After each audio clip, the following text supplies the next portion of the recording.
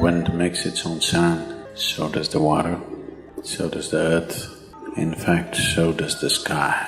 All the celestial objects are making their own sounds. There are sounds of pain, sounds of pleasure, sounds of misery, sounds of joy. For everything there is a sound. In human life, it's very true. Sounds of life, and there are sounds of death, and there are even sounds of silence. So this complex amalgamation of sounds, different kinds of sounds, creates different intent, different levels of compulsiveness, different levels of bondage, and different possibilities of entanglement. In all this, why one chooses to become silent? Silence is not a way of denying yourself life.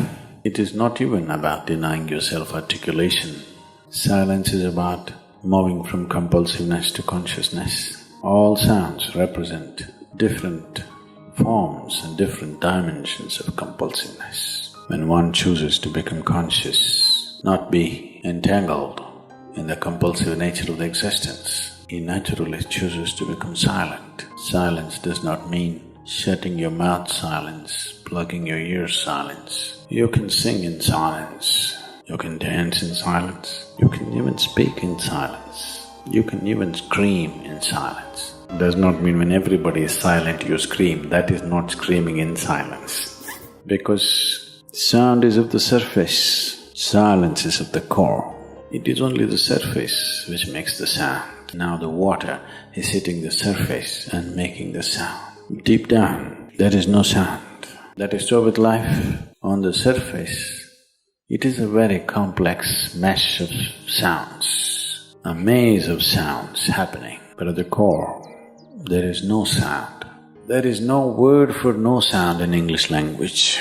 We call it nishabd.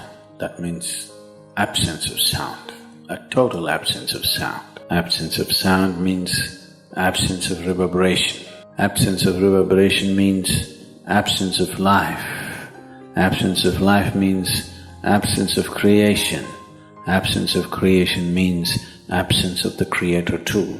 So a space which is beyond creation and creator, a dimension which is beyond life and death, that is what is being referred to as silence or nishabd. One cannot do this, one can become this. There are two words employed to describe this. One is maun, that means you're practicing silence. You're not silent. You shut your mouth, you're remaining in maun. This is not nishabd. If you're practicing something, obviously you're not that. Are you life or are you practicing life? Your life, maybe not very well practiced, but your life.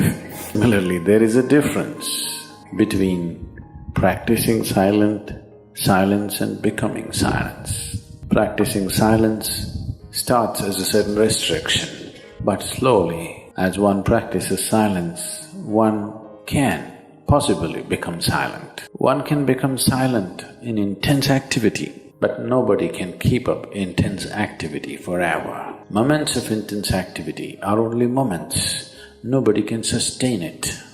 You'll expend yourself. Only if you can achieve it in inactivity, it is sustainable. If something is possible only in intense activity, it is never sustainable. Very intense and ecstatic moment of singing, somebody may become or taste a moment of silence. But how long can you keep it up? Your throat will tear, your neighbors may kill you. Possible.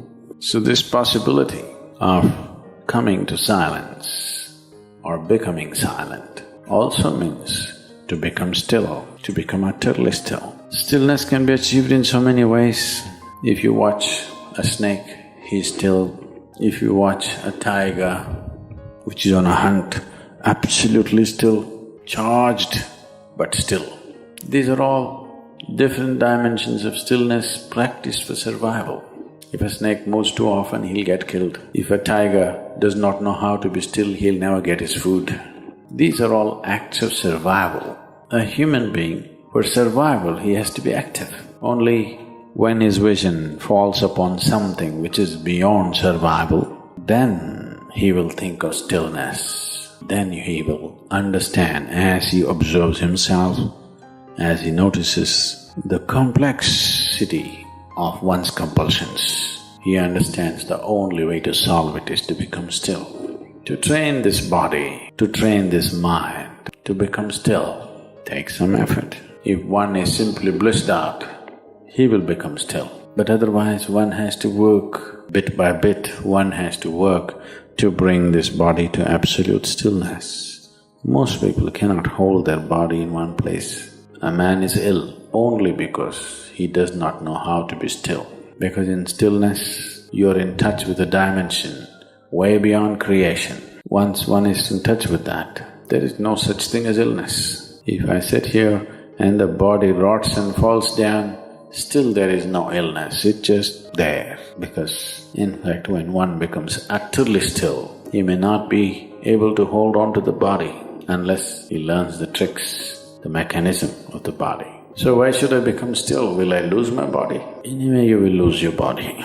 When the time to lose your body comes, if you want to lose it gracefully, then you must know at least a little bit of stillness. If you want to put your body down like you can put this piece of cloth down, with the same ease, with the same gracefulness, then you need to have some stillness in you. Otherwise, you and your body, you have to be torn apart, which is an ugly thing to do. When you're being torn away from your body, it is an ugly and painful thing to do.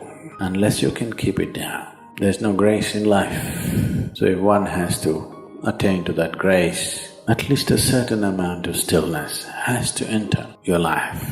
For this to happen, a certain level of silence has to enter your life.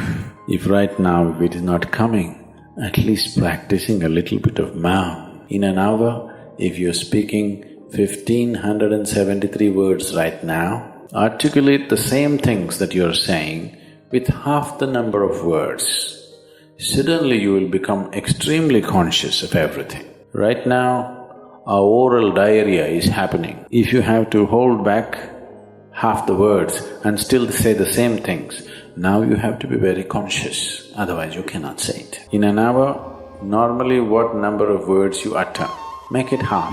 Don't curtail your activity, still say the same things, but with half the words. How wonderful the whole world will feel